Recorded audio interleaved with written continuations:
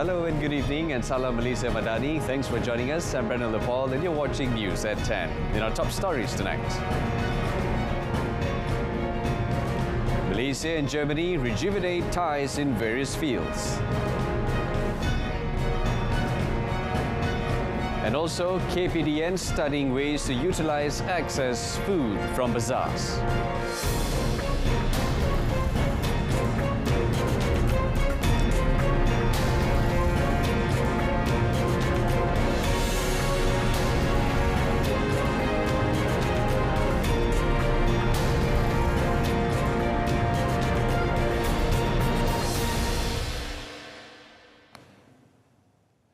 Malaysia and Germany rejuvenated ties today politically and economically. In the presence of the latter's president, Frank-Walter Steinmeier, in showcasing a significant bilateral relationship, not only diplomatically but also investments and issues concerning climate change. Prime Minister Datuk Seri Anwar Ibrahim remains confident on this positive development, indicating a positive impact on economy and investment. Germany, of course, is an important partner. You have invested for the last half a century, and particularly in my state, Penang, but now extending to the entire country. And one of your companies have just announced and informed me that there is an extended investment, new investment in Johor. We did discuss issues like climate, concerns about what I had expressed about Islamophobia, among the growing fascism in some parts of Europe and the West, and with your enormous experience as foreign minister, understanding the world, I believe your presence here has given us immense advantage and assistance.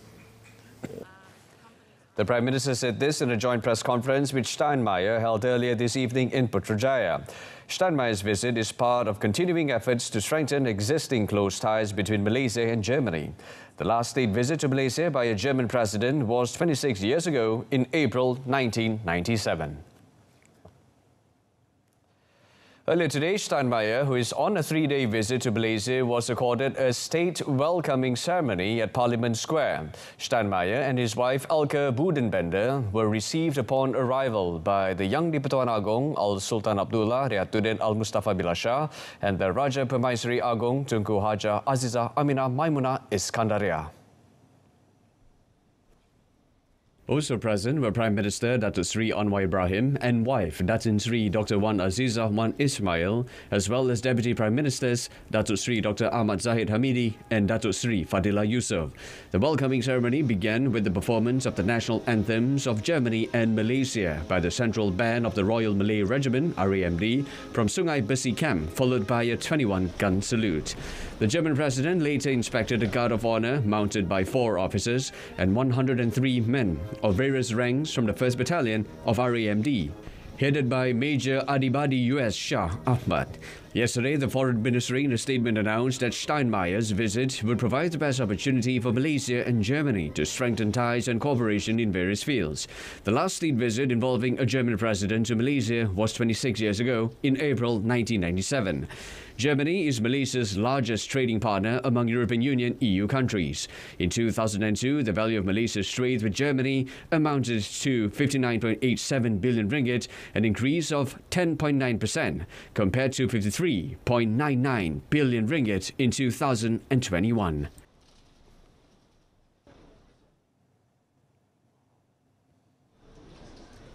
The Ministry of Domestic Trade and Cost of Living, KPDN, is studying ways to utilize excess food from Ramadan Bazaar to prevent wastage. Its Deputy Minister, Senator Fuzia Saleh, said they also hope that more parties will get involved in initiatives to help the less fortunate, such as the ongoing Menu Rahmah.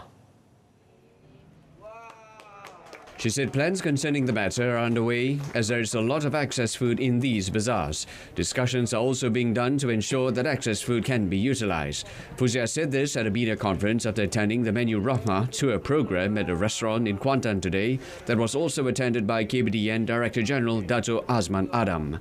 Meanwhile, commenting on the implementation of Menu Rahmah in Pahang, Fuzia said that so far there are 18 eateries registered in the state's Menu Rahmah directory, taking the total number of such eateries nationwide to 512. The KBDN, through a media statement, said premises that have sold dishes or menus at 5 ringgit or below can rebrand them as Menu Rahmah.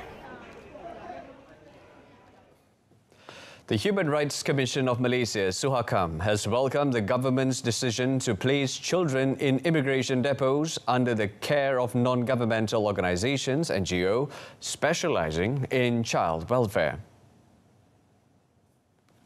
In a statement today, SUHAKAM Chairman Professor Dato Rahmat Muhammad said the decision is in line with SUHAKAM's recommendation to the government to implement alternatives to detention, ATD, for the children concerned.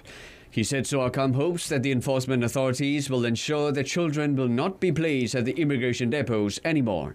The chairman noted that as a party to the Convention on the Rights of the Child, Malaysia is obliged to ensure that the detention of a child shall be used as a measure of last resort, in particular when they were detained together with their parents or guardians due to immigration offences. He added SUHAKAM will continue to monitor the implementation of ATD and advocate for the rights and well-being of all children in the country. Home Minister Dato Sri Saifuddin Nasution Ismail, who announced the matter yesterday, reportedly said he had already identified the profile of the children, their numbers, and where they were detained. In other news, the January 2023 Supplementary Electoral Roll, or DPT BLN 1 2023, which has been verified and gazetted, is open for review for 30 days from today until 18 March.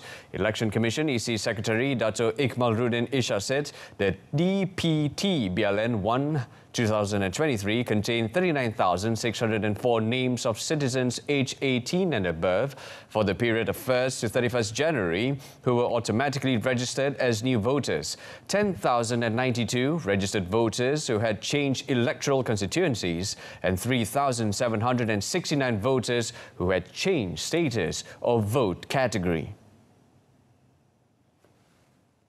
Elaborating further through a statement released, Dato Ikmalruddin said the EC provided 5 review methods, namely via the EC portal and the official portal of the state election officers.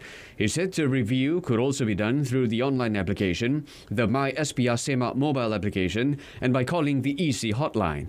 Dato Ikmalruddin also urged citizens aged 18 and above and any registered voters who have applied for a change in constituencies or change of status to check their names on the electoral roll.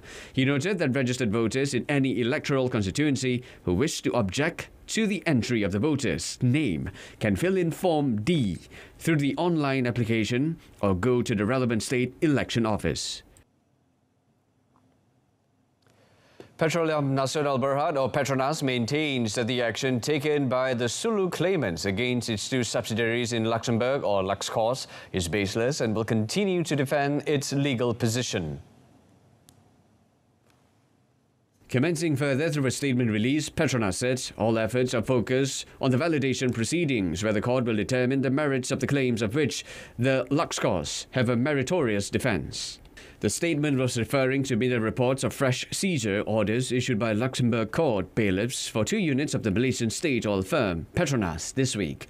The Reuters report titled, quote, Petronas units in Luxembourg seized again in $15 billion arbitration dispute, stated that Luxembourg court bailiffs issued fresh seizure orders for 2 units of Malaysian state oil firm Petronas this week, following a bid by descendants of a former sultanate to enforce a $15 billion award they had won against Malaysia.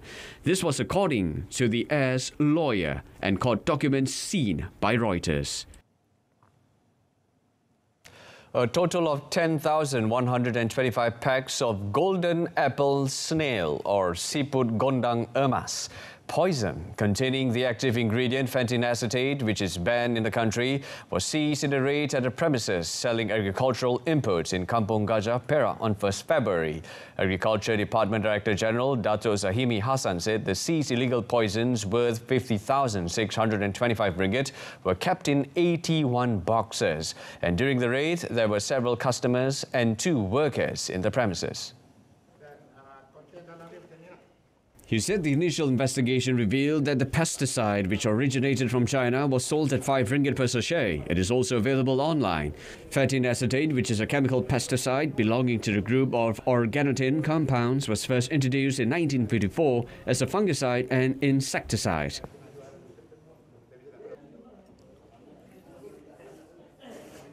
Masalah dia adalah sangat toksik. Itu yang kita risau. Petani tabur dalam ataupun tabur dalam sawah dan dia masuk, dia akan ada kesan kepada badan dia lah, gatal-gatal dan sebagainya akan berlaku. Itu yang pernah diberitahu kepada kami lah. Alam sekitar ada. Alam sekitar ni ikan akan terjejas. Dia ada akuatik pada kita. Dan juga kalau ada ternakan itik, itu akan adalah kesan. Briefing reporters today, he said the department was finalising an investigation paper against the shop owner in the case under Section 20, Subsection 3 of the Pesticides Act 1974. Meanwhile, Dato' Zahimi said there are 22 registered snail poison products that can be used by farmers to solve the problem of pest infestation, as they have low toxicity to humans, animals and the environment. Having been arrested and fined several times for selling curtain water was not a lesson enough for a 30-year-old man who was arrested for the 4th time when the police raided a house in Taman Medan, Petaling Jaya last Wednesday. PJ District Police Chief ACP Muhammad Fakhruddin Abdul Hamid said the man, with 10 previous records for crime and drug-related cases, had been arrested 3 times between 2017 to 2019. The man was arrested in the house with 4 other male friends at about 6 p.m. They were caught while processing curtain water, and during the raid, police also seized 92 plastic bottles filled with liquid suspected to be curtain water, 10 plastic packages containing curtain leaves weighing 50 kilograms, and some equipment used to process the curtain leaves. Di dalam serbuan tersebut, pihak polis berjaya menemui 1 tong ais plastik berpenutup warna kuning. Di dalamnya terdapat 92 botol plastik lut sinar yang berisi cecair disyaki air ketum, dengan setiap botol berisi anggaran berat 1,500 ml. Briefing reporters today, Muhammad Fakhruddin said that each bottle of curtain water is sold for 15 ringgit and the curtain leaves are obtained from estates in the northern part of the country. On the 5 men arrested, he said they were between 23 and 37 years old and do not have a permanent jobs. They are in remand for 4 days until 18 February for investigation under Section 30, Subsection 3 of the Poisons Act 1952.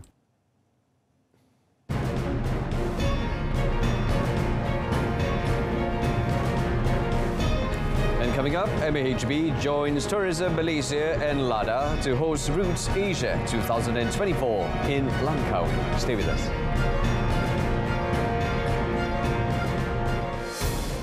But first, the Perlis state government is targeting more than 500,000 visitors to attend the 2023 East Wind Festival, or Pesta Angin Timur, which is scheduled to be held in Kampung Sungai Padang from the 3rd to 5th March. Perlis Menteri Besar Muhammad Shukri Ramli said attractive programs with community appeal have been arranged in this 11th edition after it was held online for 2 years due to COVID-19 restrictions. He said the target of 500,000 visitors is reachable based on records at the festival's 2020 edition, where 125,000 visitors from home and abroad had attended. Saya rasa ramai pelancong-pelancong akan datang selepas kita dah tangguh lebih kurang 2 tahun. Program ini tidak berjalan dan peluang untuk mereka untuk hadir ini terbuka luas lah. Untuk memastikan Pesta Angin Timur ni akan betul-betul dapat dijiwai oleh seluruh rakyat negeri Perlis dan juga negeri-negeri yang berjiran. Speaking today, Muhammad Shukri said, among the new programs to be held this year are a religious forum, the East Wind Run, the Jerami Straw Icon Competition, and many more. He said the festival was not only eagerly anticipated by Perlis residents but also by local and foreign tourists. Pesta Angin Timur, which is organized every year, is a state tourism product to showcase the unique way of life in the northern region through traditional sports, folk games, and community cuisines embraced by its residents. Malaysia Airports Holdings Berhad MAHB alongside Tourism Malaysia and Langkawi Development Authority LADA are set to host the Roots Asia 2024 in Langkawi after Malaysia won the bid to host the event in January 2020. MAHB General Manager Aviation Marketing and Development Muhammad Salahuddin Matsah said the event next year, which is expected to see participation from more than 1,000 delegates, would be a great platform for airports and all stakeholders in tourism industry to intensify efforts to bring back passenger movements to pre-pandemic levels. He said Malaysia was supposed to host the event in 2021 but had to be rescheduled due to the COVID-19 pandemic that affected the travel and tourism industry.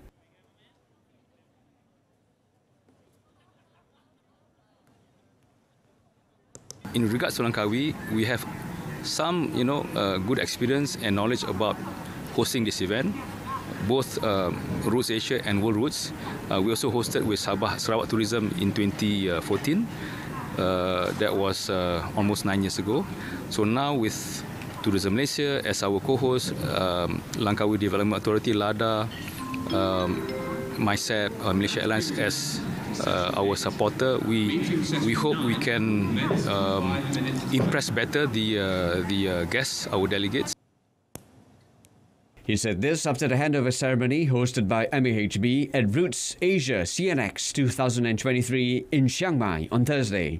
Roots Asia provides a platform for the region's airlines, airports, tourism authorities, and aviation stakeholders to meet, share best practices, and develop network strategies, as well as ensure future air service development across the Asia Pacific.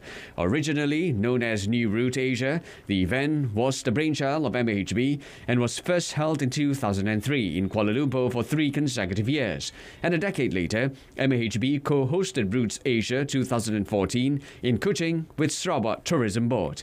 Roots Asia 2024 in Langkawi would be held in the first quarter of the next year at Masuri International Exhibition Centre.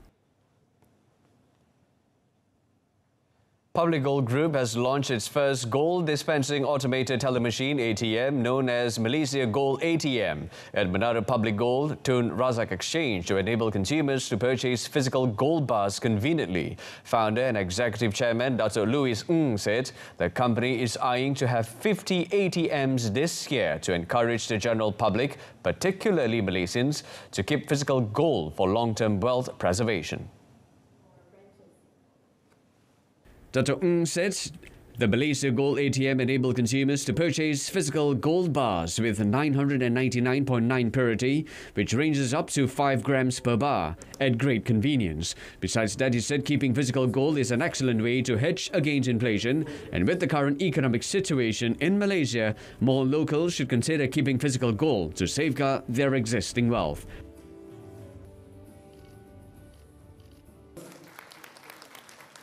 Gold have the element of investment characteristic. Sometimes investment characteristic depends on the herd instinct, market sentiment. When there's price getting higher, people chase even more. When the price go lower, people do more.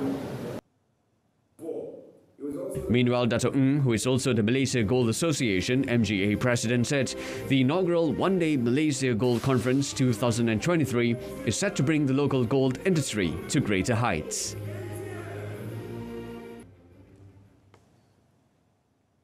A study by the Department of Statistics Malaysia, DOSM, involving a total of 6,657 P-hailing workers found that 97.71% of them were youth aged 15 to 30, while the remaining 2.29% was senior citizens aged 60 and above. Now, in a statement today, DOSM said a study conducted from the 1st of March to 31st December last year found that most P-hailing workers have an education level of Sijil Pelajaran Malaysia, SPM, Sijil Pelajaran Malaysia Vocasional, SPMV or equivalent, diploma or equivalent and bachelor's degree.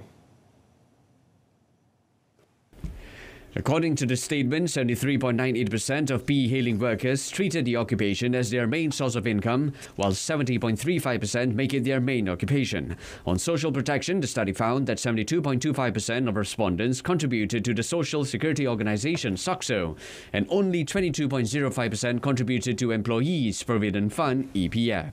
The OSM also said there was an increase in the income of P-hailing workers after participating in food and goods delivery, with the highest number of them earning between 1,501 ringgit to 2,499 ringgit, followed by 1,500 and below, and 2,500 to 3,170 ringgit. The study also found that the top 5 reasons P-hailing workers joined the service are to cover daily expenses, help the family have flexible working hours, to save and not be bound by rules or employment contracts.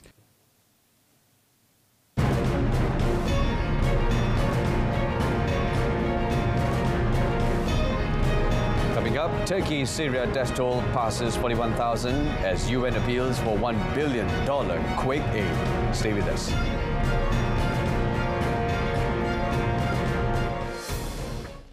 But first, African Union Commission Chair Musa Faki Mahamat today said the bloc will meet to discuss whether to lift the suspension of junta-ruled Mali, Burkina Faso and Guinea. All 3 nations have been suspended from the Pan-African bloc as well as the Regional Economic Community of West African States, ECOWAS, after undergoing military coups since 2020 and cannot participate in this weekend's summit in Ethiopia's capital, Addis Ababa. The diplomats of the West African countries began lobbying to reinstate their countries to the 55-member bloc and met on Thursday with Comoran Foreign Minister Doye Abdul Kamal, whose country will hold the AU's rotating presidency. The 3 foreign ministers had announced their joint diplomatic campaign last week in Burkina Faso's capital, Ouagadougou. The Malian Foreign Ministry said the suspensions hindered regional and international support for the transitions back to civilian rule underway in the 3 Sahel nations. The 2-day AU summit opening Saturday also aims to accelerate the implementation of a free trade area on the continent. The African Continental Free Trade Agreement, AFCFTA, aims to boost intra-African trade by 60% by 2034 by eliminating almost all tariffs. The death toll from the earthquake that has devastated parts of Turkey and Syria exceeded 41,000 today as the United Nations appealed for $1 billion to address a growing humanitarian crisis.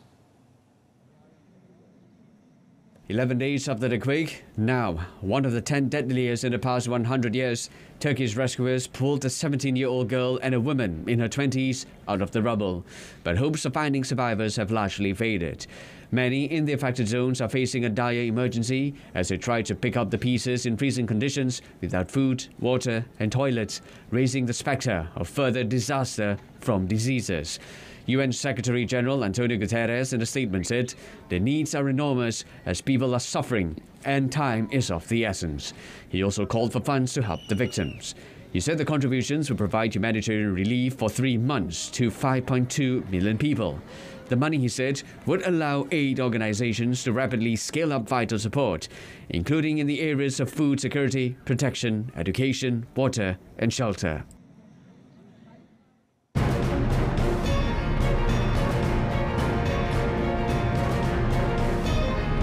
And in sports, OCM allows seniors to join Category B for certain sports at SEA Games. Stay with us.